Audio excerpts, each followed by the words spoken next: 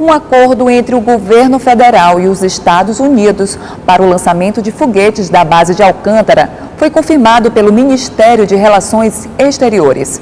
O deputado Zé Inácio questionou os termos que não permitem transferência de tecnologia aos brasileiros. Se as negociações entre o Brasil e os Estados Unidos terminarem em acordo, os norte-americanos vão poder, por exemplo, usar a base militar brasileira aqui no Maranhão para o lançamento de foguetes. Sobre este assunto, eu converso agora com o deputado estadual Zé Inácio, que faz críticas e questionamentos com relação a essas negociações. Deputado Zé Inácio, que tipo de críticas e questionamentos Vossa Excelência faz com relação a esse possível acordo entre o Brasil e os Estados Unidos no que diz respeito ao uso da nossa base militar?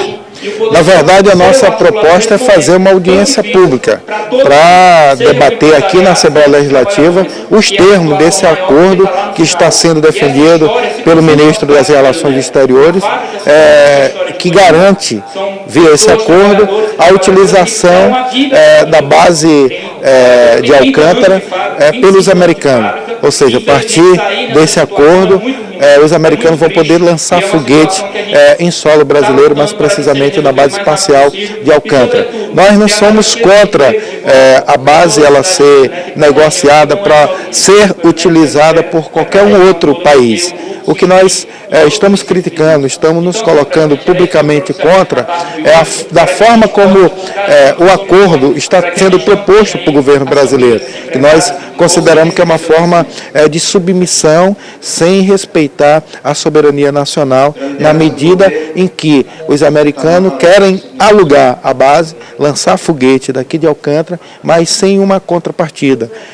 Ou seja, sem transferir tecnologia aos brasileiros, como havia uma previsão num contrato que estava em discussão, em processo de discussão no governo anterior, no governo do presidente Lula, no governo da presidenta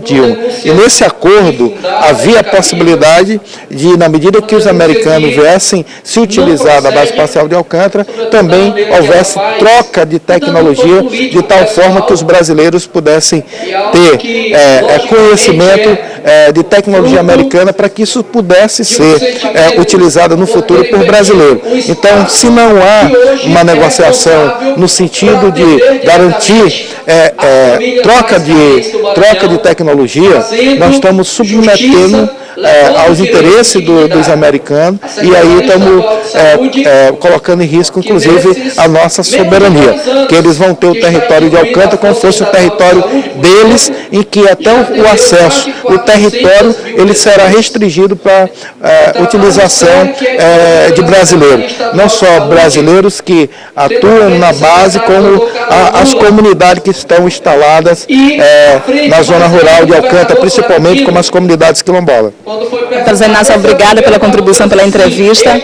Milena Dutra para a TV Assembleia. O Ministério da Saúde atualizou o número de casos de febre amarela no Brasil. Desde o início do surto, foram recebidas 1.048 notificações. Destes, 195 casos e 69 mortes foram confirmadas. A maior parte das notificações foi recebida em Minas Gerais, com 894 suspeitas. O Espírito Santo ainda é o segundo estado com maior número de ocorrências da doença, com 111 notificações, 91 casos em investigação e 18 confirmados. Na Bahia e São Paulo também já existem suspeitas de febre amarela. E aqui no Maranhão, nenhum caso foi confirmado, nem é investigado. Há mais de 50 anos não há registro de febre amarela em São Luís, mas a procura pela vacinação nos postos de saúde da cidade tem aumentado devido ao surto no país. Locais de vacinação, esta cena tem se repetido com frequência nos últimos dias. Com o aumento nos registros de casos de febre amarela em vários estados, a preocupação em contrair a doença é grande e tem feito muitas pessoas buscarem a imunização nos postos de saúde da capital maranhense. A coordenadora adjunta de imunização me diz que a preocupação é justificada, mas que as pessoas não precisam sair desesperadas atrás da vacina, porque há mais de meio século não há registro da doença em São Luís. Aumentou muito a procura da vacina aqui nos postos de saúde, mas a vacina ela continua sendo feita normalmente, vacina de rotina. É importante frisar que não estamos tendo campanha, tá? A vacina é da rotina e as pessoas precisam, antes de procurar as unidades, verificar realmente o cartão de vacinação deles, né? Se realmente estão precisando tomar a vacina. Porque muitos estão indo na unidade de saúde e quando é feita a análise do cartão, elas já estão imunizadas. Nos últimos 2 meses, foram notificados 1.006 casos de febre amarela no país. Deste total, 180 foram confirmados e 65 pessoas morreram em consequência da doença. O estado de Minas Gerais é o mais afetado, com 158 casos confirmados e 873 suspeitas. Existem 2 ciclos da febre amarela. O ciclo silvestre, que ocorre nas regiões rurais, e o ciclo urbano, que ocorre nas cidades. Neste caso específico do ciclo urbano, o transmissor é o mosquito Aedes aegypti, aquele mesmo que transmite a dengue. Por isso, combatê-lo é muito importante. Agora, um detalhe é que as pessoas infectadas nem sempre apresentam os sintomas da febre amarela, mas quando eles vêm, a pessoa sente dor de cabeça, náuseas, fraqueza, febre, os olhos ficam vermelhos e o corpo fica amarelo. Daí o nome da doença, febre amarela. O atual surto de febre amarela em Minas Gerais aumentou a procura pela vacina em diversos estados.